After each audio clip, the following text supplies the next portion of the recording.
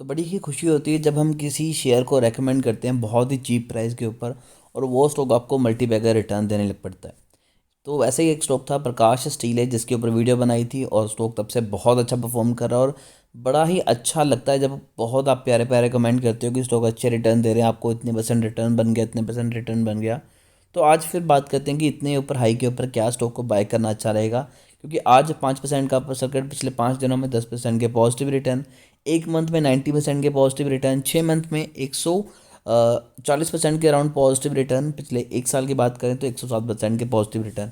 ऐसे कई और स्टॉक्स बहुत ज़बरदस्त आने वाले हैं। तो अगर आपने अभी तक चैनल को सब्सक्राइब नहीं किया है, न्यू है, तो ज़रूर सब्सक्राइब कीजिए ताकि कोई भी इंपॉर्टेंट शेयर आपसे मिस ना हो जो आपकी किस्मत बदल सके।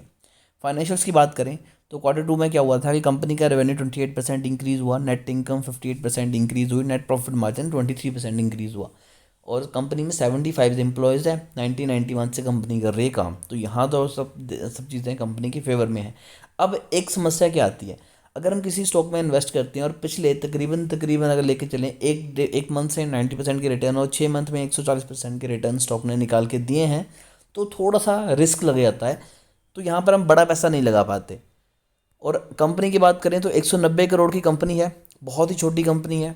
स्टॉक P7 का है, यानी कि हद से ज़्यादा सस्ते प्राइस पे आपको ये ऑफर किया जा रहा है। Return on capital employed zero है, रिटर्न ऑन इक्विटी ज़ीरो है। अब कई लोगों को ये नहीं पता कि रिटर्न ऑन कैपिटल एम्प्लॉयड और रिटर्न ऑन इक्विटी क्या है। तो जितना पैसा आप इक्विटी से उठाते हैं उसके ऊपर जितना रिटर्न आपको साल पे निकल के आ रहा है प्रॉफिट के ऊपर, वो आता है रिटर्न ऑन इक्विटी। और जितना आप टोटल पैसा, चाहे वो आपकी पार्टनरशिप के थ्रू आया हो, बैंक कहीं और से पैसा लिया हो, या फिर वो इक्विटी का हो, तो वो आपका इसके अंदर आता है ROCE के अंदर, तो वो भी आपका मैटर करता है। तो ये दोनों अराउंड अराउंड 15-17 से ऊपर होने चाहिए। अगर आपको इसके ऊपर डिटेल में वीडियो चाहिए तो आप कमेंट करना, मैं पूरी डिटेल में बताऊंगा कि ये दो फैक्टर इतने ज़्यादा इंपॉर्टेंट क्यों होते हैं। वैसे स्टॉक पे ही भी होता है, ये 7 है, 40 से ऊपर स्टॉक ओवरबॉट जोन में जाता है। रिटर्न ऑन एसेट्स 11 है, डिसेंट है। प्रमोटर की जो होल्डिंग है वो 33.5 है और जो अच्छी चीज़ है वो ये है कि प्रमोटर धीरे धीरे अपनी होल्डिंग बढ़ा रहे हैं। सेल्स 75% इंक्रीज़ हुई है, प्रॉफिट कंपनी का नेगेटिव में है बट सेल्स इंक्रीज़ हुई है, तो नो डाउट कंपनी अच्छा काम कर रही है और कंपनी के पास 5 करोड़ यहाँ पर कैश फ्लो में भी आ रहा है, तो अच्छा खासा पैसा आ रहा है। यहाँ पर कोई बड़ी एंटिटी ने अच्छी खासी वॉल्यूम में स्टॉक्स उठाए हैं, तो ये भी एक अच्छा साइन है कि कंपनी अच्छा काम कर रही है, कर्जा कम कर रही है। और इसका जो एम्प्लॉय, अगर बात करें हम प्रमोटर की, तो प्रमोटर की होल्डिंग 2020 में 50% के अराउंड थी, फिर वो कम हो गई, लेकिन मार्च 2022 से लेके अभी तक लगातार प्रमोटर अपनी होल्डिंग को वापस से बढ़ा रहे हैं, तो ये भी एक अच्छा साइन है। और गवर्नमेंट ने इसमें इन्वेस्टमेंट करके रखी हुई है, जो कि सबसे जो मुझे सही चीज़ लगती है।